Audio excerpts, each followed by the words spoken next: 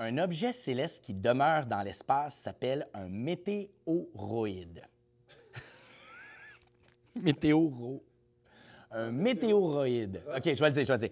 Un objet céleste qui demeure dans l'espace... Un objet céleste qui demeure dans l'espace s'appelle un météoroïde. Il était pas bon non plus?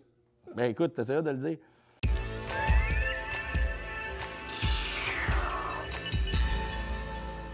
Salut les débrouillards! Mon nom est Yannick Bergeron, je suis le créateur des expériences pour le magazine Les Débrouillards.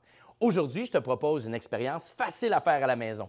Je me suis toujours posé comme question comment les cratères se forment sur la Lune, sur la Terre ou les autres planètes. C'est du gâteau, hein, Eric? Non, ça c'est non. OK. Alors, voici le matériel que je te propose pour réaliser l'expérience.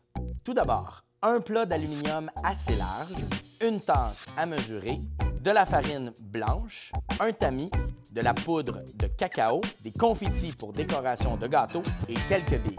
La première étape consiste à ajouter 4 tasses de farine blanche directement dans notre plat d'aluminium.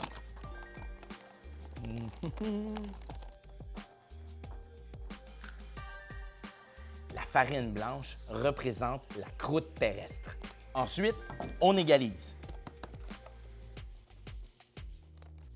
En te servant du tamis et de la poudre à cacao, tu vas saupoudrer une fine couche de poudre de cacao sur la surface de ta farine qui va représenter la surface terrestre. L'impression de faire un gâteau. Ça sent bon. Ensuite, on ajoute un peu de confetti à notre mélange.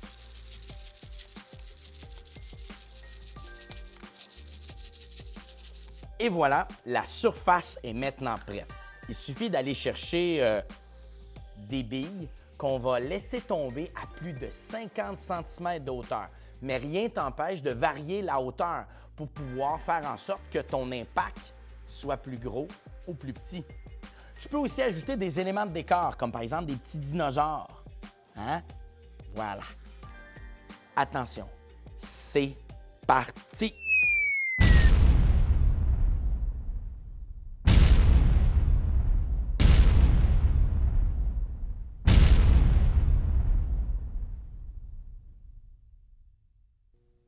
Wow! As-tu vu ça, Eric? Bon, ça, on appelle ça un impact ou, si t'aimes mieux, un cratère. Et ce qui a revolé, ça s'appelle l'éjecta. Pauvres petits dinosaures, ils ont même été aspergés de l'éjecta de notre météorite. On le refait! Encore plus haut!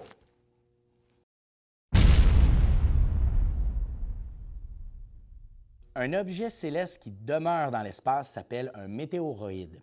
Par contre, lorsqu'il atteint l'atmosphère, on le nomme météore. Et s'il se désintègre, on appelle ça une étoile filante. Par contre, s'il atteint le sol, on appelle ça une météorite. Comme ceci. L'un des plus gros cratères qu'on retrouve sur Terre se retrouve dans la péninsule du Yucatan. Il a plus de 200 km de diamètre avec un impact d'une météorite de 10 km de diamètre. Incroyable. Probablement ce qui a causé l'extinction des dinosaures il y a plus de 65 millions d'années. Wow!